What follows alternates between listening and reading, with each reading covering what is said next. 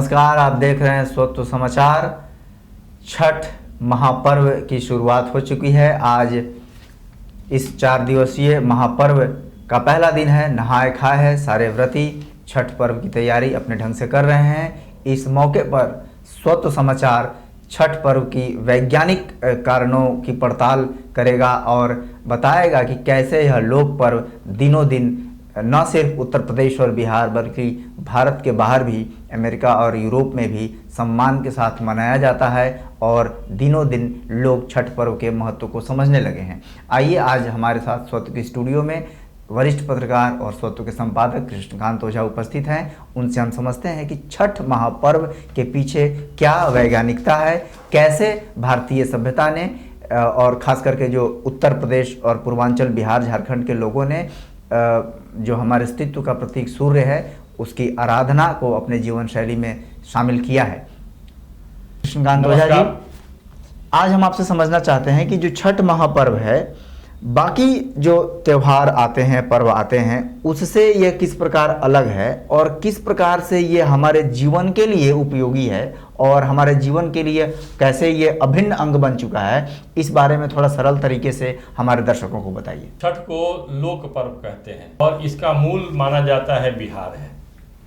बिहार में आर्यभट्ट जैसे महापंडित भी थे, जो इन्होंने जीवन और आर्यभट्टियम उन्होंने लिखा भी, जो जीवन को कैसे मानव जीवन को सुलभ बनाया जाए, आनंदपूर्ण बनाया जाए, इसकी चिंतन उन्होंने किया है। देखिए, ये पूरा का पूरा जीवन जो है हमारा, वो प्रकृति पर आधारित है और प्रकृति के बारे में बताया गया है। जो भारतीय चिंतन परंपरा है उसमें कहा गया है कि ये हमारा जो शरीर जो है वो क्षिति, जल, पावक, गगन, समीर, ये 5 तत्वों से हमारा इस शरीर का निर्माण हुआ है। और उसको हम देखते हैं तो रूप, रस, गंध, स्पर्शवान पृथ्वी। रूप भी है, रस चाहिए, गंध चाहिए, स्पर्श चाहिए और उसके बाद एक शब्द भी तत्व है। अभी हमने छठ पर्व को लेकर के जो अभी हमने शोधपूर्ण जो बातें देखी हैं, शोध किया है एक छोटा सा, उसके आधार पर कह सकते हैं इसमें मूल जो है छठ पर्व में जो आकांक्षा की जाती है उसमें मूल है स्वस्थ होना, मतलब शारीरिक रूप से स्वस्थ होना। तो यदि इस रूप से यदि देखेंगे तो शरीर माध्य खलो धर्म साधनम, इस प्रकार का जो आप सिद्धांत है कि अपना मानव शरीर जो है वही सारे धर्म का मूल है। तो छठ व्रती जो होते हैं, छठ व्रत करते हैं, तो सबसे पहले सूर्य देव से, आदित्य से, छठी माता से ऐसा निवेदन करते हैं कि हमारा जो शरीर है वो आरोग्य हो और ताकि हम जितने जो अपना हमारा जो काम है, शारीरिक काम है और संसार के प्रति, समाज के प्रति, देव के प्रति, सबके प्रति जो हमारा जो दायित्व है उसका हम ठीक ढंग से निर्वहन कर सकें, आनंदपूर्ण जीवन हम जी सकें। तो इसमें सब बातें आती हैं कि रूप, रस, गंध, स्पर्शवान पृथ्वी। तो रूप, रस, गंध और स्पर्श ये पृथ्वी से है। तो इसमें आप देखेंगे कि ये जो छठ जो लोक पर्व है, इसमें जो अनुष्ठान होता है वह किसी मंदिर में नहीं होता है, नदी के तट पर होता है और पृथ्वी से जुड़ा हुआ होता है हर एक चीज़ से। फल जो है, नए फल की बात हम करते हैं, रूप की बात करते हैं तो उस समय पूरे जो व्रत करते हैं अपने एक विशेष पवित्रता के साथ जाते हैं, जा कर के रूप की भी मांग करते हैं कि रूप का निखारना मतलब हम शारीरिक रूप से स्वस्थ रहेंगे। उसमें एक चीज़ और है कि तेन आकाशात, मतलब शब्द जो शब्द है उसका पृथ्वी से मतलब ज़्यादा उसका मूल जो है आकाश है। तो सूर्य जो देव हैं और इसमें जब हम देखते हैं कि छठ पर्व का जब आराधना होता है तो उसके गीत जो हैं मनोहारी कर्णप्रिय गीत हैं, मरबो, जो आप देखेंगे कि उसके अलग धुन है।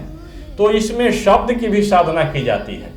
तेन आकाशात मतलब शब्द जो तत्व है वो रूप, रस, गंध, स्पर्श मतलब शरीर का जो जितना जो व्यवहार है उसको नियंत्रित करने वाला है और उसका जो जड़ है, जो उसको मूल जो है वो आकाश में है और आकाश के देवता सूर्य देव हैं। तो आप इसको इस रूप में यदि देखते हैं तो इस संपूर्ण रूप में जो लोक पर्व छठ जो है उसमें शब्द का भी महत्व है, रूप का भी है, स्पर्श का भी है, गंध का भी है। तो इस सारे चीज़ों को ले करके और प्रकृति के अनुकूल जीवन जीना और जीवन जीने के साथ साथ क्या है कि उससे एक मॉडल देना कि हमारा जो जीवन निर्वाह की पद्धति हो वो कैसा हो। एक तो ये बात हो गई।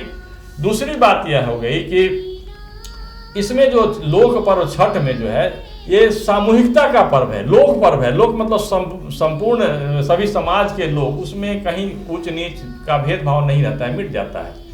और सब लोग बाहर आकर के एक लोक व्यवहार भी दिखाई पड़ता है। लोक व्यवहार मतलब हम स्वच्छता की ओर ज़्यादा आग्रह करते हैं, बल्कि एक ऐसा एक सामाजिक वातावरण बनता है, पर्यावरण बनता है, जिसमें सभी लोग स्वतः स्वच्छता का जो है व्यवहार करने लगते हैं। अपने आसपास के सभी घर के आसपास या घर में सफाई करते हैं। सफाई करने के बाद सफाई को मेंटेन भी करते हैं 3-4 दिनों तक।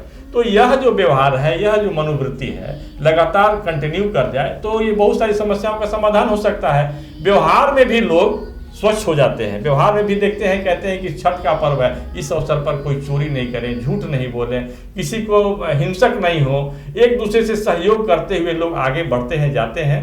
तो ये देखा जाता है कि एक सामाजिक संस्कार, सामाजिक पर्यावरण शुद्धि, सामाजिक और प्राकृतिक पर्यावरण, दोनों प्रकार के पर्यावरण की शुद्धि का एक पर्व है और इसको इस रूप में लिया जाना चाहिए। अभी आप देख सकते हैं कि जब भी कोई पर्व त्यौहार होता है तो उसके साथ साथ कुछ आधुनिक जो तथ्य हैं, आधुनिक बातें भी सामने आ जाती हैं, व्यापार व्यवसाय भी सामने आ जाता है। उसमें जो आधुनिक प्रयोग उपयोग के तहत जो संसाधन होते हैं उनका भी उपयोग होने लगता है। पहले आप देखेंगे आज से 20 साल 25 साल पहले जब छठ पर्व होता था तो नदी के तट पर उतने बल्ब नहीं लगाए जाते थे। लोग क्या करते थे, दीप जलाते थे, घी का दीप जलाते थे और दीप जला करके इस पर्व का त्यौहार करते थे। अभी कोरोना काल में है, कोरोना काल में बहुत कुछ बचने का भी सुझाव दिया जा रहा है चिकित्सकों के द्वारा या अन्य लोगों के द्वारा कि भाई अब नदी में भारी संख्या में नहीं आए। और सबसे बड़ी बात इसमें दिखाई पड़ रही है कि अभी हमारी जनसंख्या इतनी तेजी से बढ़ी है कि हम जो भी प्रयास करते हैं, हमारे जो भी प्राचीन जो जिसकी वैज्ञानिकता थी उसमें कहीं ना कहीं कमी, या कह सकते हैं कि उसके परिणाम जो सकारात्मक परिणाम आने चाहिए थे वो नहीं आ पा रहे हैं। तो इसमें सबसे बड़ी बात है कि अब छठ व्रत को लेकर के कुछ ऐसा भी प्रयोग होना चाहिए कि हमारा जनसंख्या नियंत्रण भी हो और इसके कारण जो इसके जो मूल जो प्रकृति है उसमें बदलाव नहीं आए, ऐसा एक प्रयोग होना चाहिए हमारे समझ से।